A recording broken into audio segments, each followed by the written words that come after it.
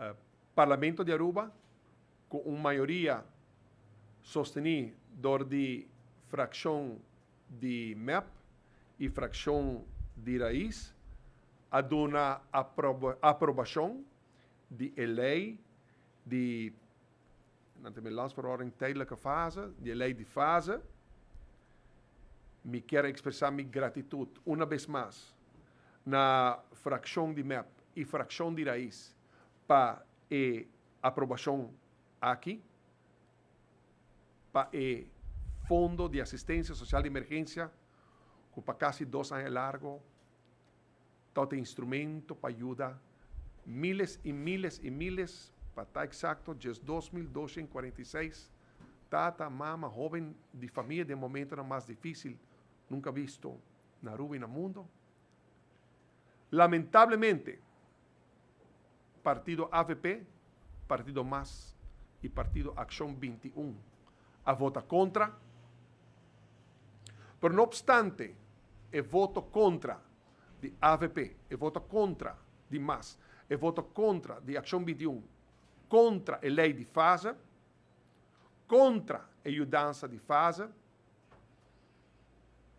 Parlamento de Aruba, com maioria, a aceitar e aprovar a lei.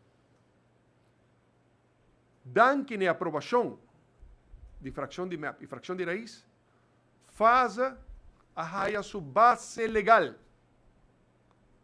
Sua base legal para toda a ajudança do NA. Durante o ano de março 20, a pandemia que começou em março 2020, mas durante o ano de abril tem a sua última luna. No ano seguinte, 2021, ano passado. Toda a ajudança não legitimamente. Família não tem mester. Cidadão não tem mester. Ajudança é a base legal. Aruba a autorizar a base legal para o Fundo de Assistência Social de Emergência em 950 florim com o acordo do NA durante o momento de mais difícil para todos não que está com a bina remarca para a ajudança de fase. Tienes não com a menos, depende de que está na entrada, falando de part-timers, ZZPers também a ajudança, não está tique mais. Pero Aruba sua humanidade para seu prójimo, para ajudar todo ser humano que está se vida na Aruba. Sem importar a nacionalidade, sem importar se vai nascer aqui ou não.